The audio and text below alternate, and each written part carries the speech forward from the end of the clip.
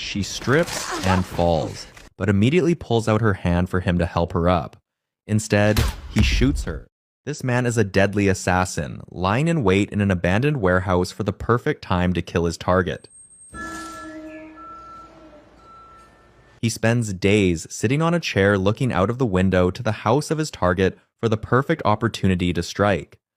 After spending 5 days with no sight of his target, he decides to go out to stock his groceries. No one really wants to interact with a German tourist.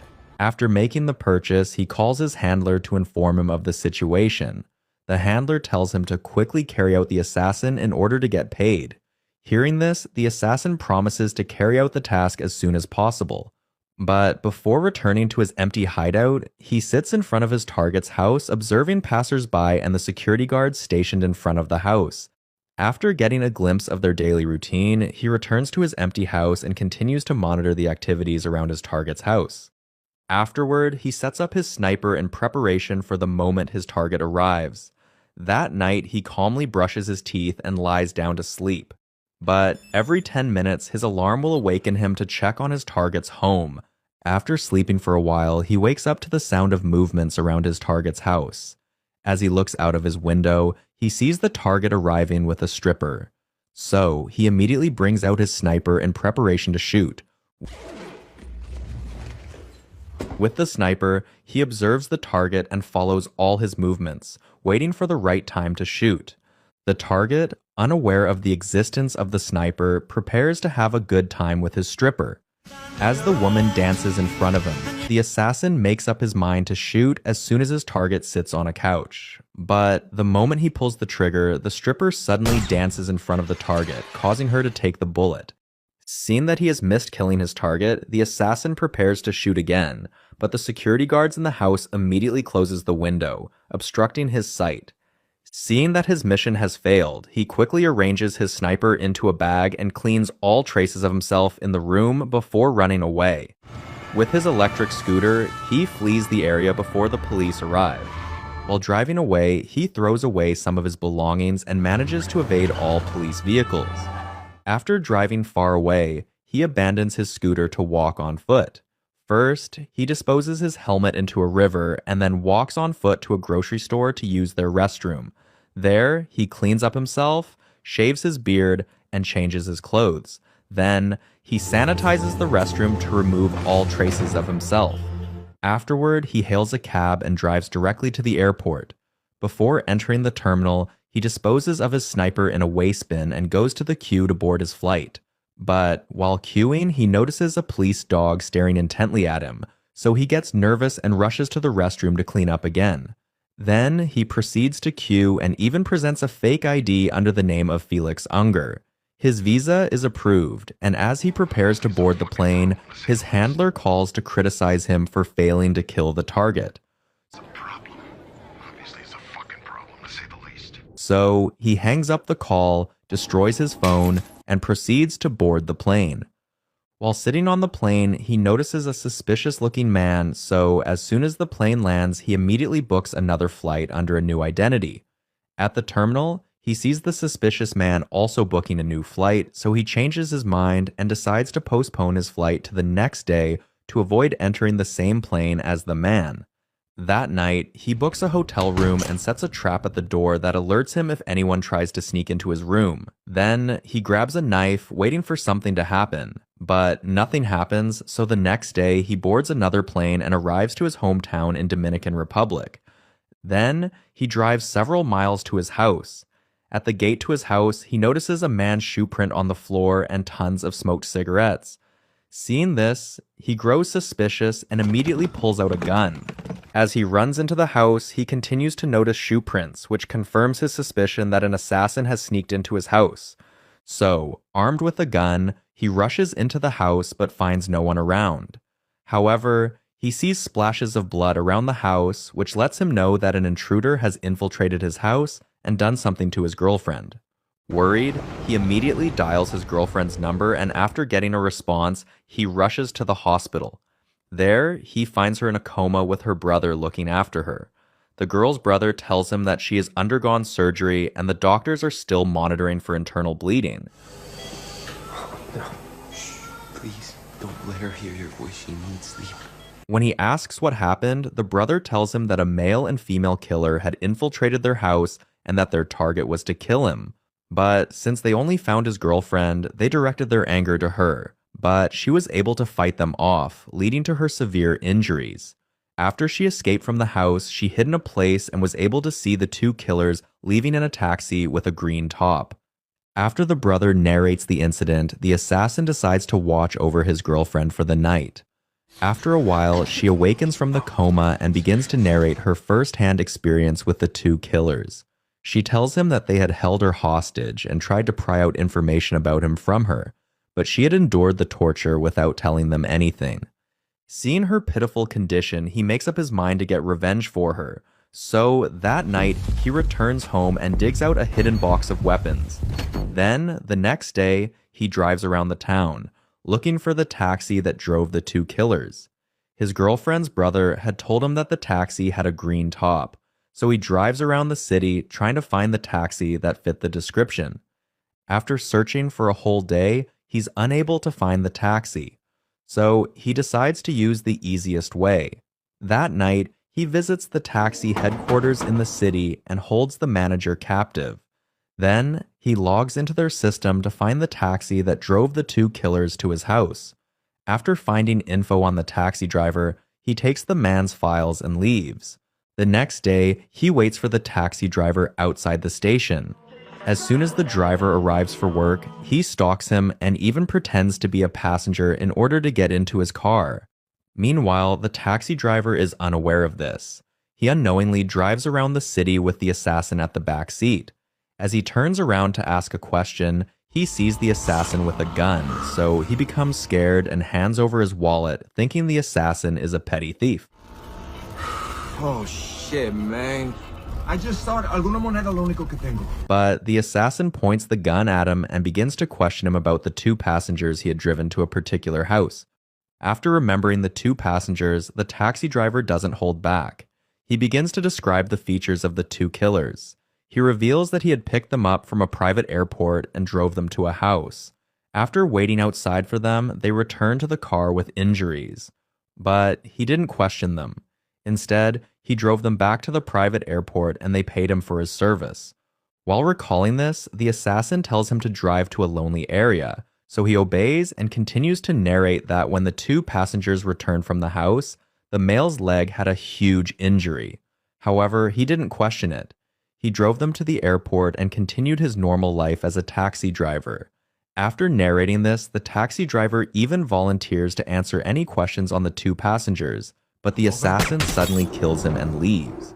Later that day, the assassin books a flight under a fake identity and travels to New Orleans with the mission of finding the two killers who injured his girlfriend. As soon as he arrives in New Orleans, he rents a bus and drives to a secret storage unit to get some guns and a new identification card. Then, he changes the bus plate number before driving to a cleaning company where he pretends to be a contract cleaner in order to get some cleaning tools. After loading the bus with the needed cleaning equipment, he drives over to his handler's company and plans to pose as a cleaner to infiltrate the company. But while outside, he notices that a pass is needed to enter the building, so he waits for the right opportunity. As soon as a delivery van arrives, he gets an idea of how to infiltrate the place. First, he pulls out his tilted trash bin and pretends to rush in. Seeing him struggle with the trash bin, the delivery man offers to use his pass to open the door. He also helps with the elevator. Now inside the building, the assassin pretends to be a cleaner and waits for the delivery man to leave. Then, he pulls out his gun and infiltrates his handler's office. He finds the secretary and forces her to tie up the handler. He also directs her to tie up herself. Shocked at his sudden appearance, the handler claims to have nothing to do with the two killers who tortured his girlfriend. He reveals that the client who ordered the assassination was disappointed that the mission failed, so he ordered that the assassin be killed as punishment. They had sent two killers to his house, but since they didn't find him at home, they redirected their anger on his girlfriend. The handler criticizes him for returning to his home city after failing to kill his target. He even advises him to change his identity and hide in another country for some years to avoid being the target of the angry client. But the assassin ignores the advice and pulls out a nail gun. He tests the device on a laptop, and after seeing how it works, he threatens to use it on the handler. But the handler calls his threat a bluff and continues to advise him to leave the country before the angry client finds him. Hearing this, the assassin suddenly shoots him in the chest with the nail gun. Then, he pulls out his phone and offers to call the ambulance if the handler reveals information about the two killers. But things didn't go as planned. The old handler ends up dying quicker than anticipated without revealing any information. Disappointed, the assassin plans to kill the secretary and dispose of both their bodies. The secretary realizes his plan and makes a deal with him. She offers to reveal the identity of the two killers if he kills her without disposing of her body in an untraceable place. She tells him that her children need her life insurance, so if he killed her and staged it as an accident, the children would be able to claim her insurance payout. He agrees to her proposal and releases her. Then, he wraps up the body of the handler and puts it into his trash bin. After cleaning the office, he follows the secretary to her house. As they drive to her house, she tries to bargain with him to spare her life, but he ignores her. When he leaves to open the garage to her house, she tries to escape by screaming, but no one hears her. The assassin successfully opens her garage and drives in. While inside, she tells him the identity of the two killers and also directs him to a postcard that reveals the identity of the client who ordered his killing. After getting the important information, he snaps her neck and shoves her down the stairs to make her death look like an accident so that her children can claim her insurance payout. Then, he returns to his storage unit and incinerates the handler's body. Afterward, he drives to a bridge and disposes of the ashes without being caught.